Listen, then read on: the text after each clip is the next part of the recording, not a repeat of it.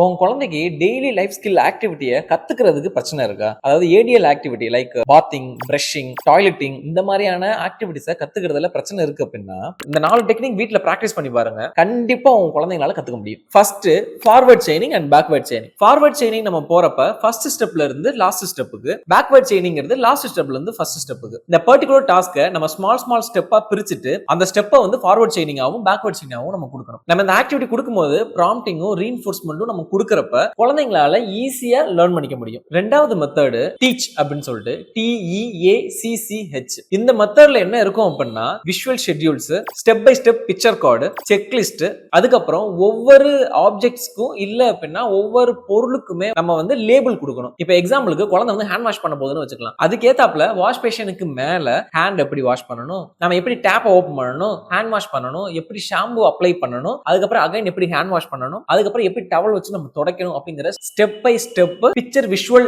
Schedule இருந்துச்சு அப்படின்னா குழந்தைங்களால ஈஸியா கத்துக்க முடியும். மூணாவது prompt hierarchy and fading plan. இதுல ஃபர்ஸ்ட் வந்து பிசிக்கல் ப்ராம்ப்ட், ரெண்டாவது பார்ஷியல் பிசிக்கல் ப்ராம்ப்ட், மூணாவது கெஸ்டரல் ப்ராம்ப்ட், நாலாவது வெர்பல் ப்ராம்ப்ட், அஞ்சாவது இண்டிபெண்டன்ஸ் பெர்ஃபார்மன்ஸ். இந்த ஹைரார்கில ப்ராம்ப்டிங் பண்ணிட்டு ஃபேடிங்கும் பண்ணணும். நம்ம எந்த அளவுக்கு ப்ராம்ப்டிங் பண்றோமோ அந்த அளவுக்கு ஃபேடிங் பண்ணவும் தெரிஞ்சிருக்கணும். இல்ல அப்படின்னா குழந்தையால நம்ம ப்ராம்ப்ட்ல இருந்து வெளியே போக முடியாது. இப்ப எக்ஸாம்பிள் பாருங்க, நம்ம ஹேண்ட் ரைட்டிங்க்கு கையை பிடிச்சி சொல்லி தருவோம். அதுக்கப்புறம் எப்பவுமே குழந்தை வந்து கையை பிடிச்சி தான் சொல்லி தரணும், இல்லாட்டி நம்ம பக்கத்துல உட்காரணும், இல்லாட்டி நம்ம கையை தொட்டுக்கிட்டே இருக்கணும் அப்படிங்கிற மாதிரியான சில விஷயங்கள்லாம் சொல்லுவாங்க. அதனால எந்த அளவுக்கு ப்ராம்ப்ட் முக்கியமோ அதே அளவுக்கு ஃபேடிங் முக்கியம். நாலாவது நேச்சுரல் என்விரான்மெண்டல் ட்ரைனிங், நெட் அப்படின்னு சொல்லுவாங்க. குழந்தைங்களை அந்த நேச்சுரல் என்விரான்மெண்ட்ல வச்சு ட்ரெயின் பண்ணணும். எக்ஸாம்பிளுக்கு நம்ம குக்கிங் பண்றோம் அப்படின்னா குழந்தைய கூட வச்சுட்டு நம்ம என்னென்ன போடுறோங்கிறதெல்லாம் குழந்தை வந்து கவனிக்கும். நம்ம டாய்லெட் போறப்ப, ட்ரெஸ்ஸிங் பண்றப்ப, வீடை கிளீன் பண்றப்ப, நம்ம ட்ரெஸ்ஸை மடிச்சு வைக்கிறப்ப எல்லாமே குழந்தை வந்து பார்த்து கத்துக்கும். இதுதான் வந்து மிரர் நியூரான்ஸ் சொல்லுவாங்க. நம்ம என்ன பண்றோமோ குழந்தை வந்து அதையே பண்றதுக்கு வந்து ட்ரை பண்ணும். குழந்தைங்களுக்கு நம்ம எந்த அளவுக்கு நம்ம டீச் பண்ணாலும் நம்ம நேச்சுரல் என்விரான்மெண்ட்ல வச்சு டீச் பண்றது ரொம்ப முக்கியம். அதே மாதிரி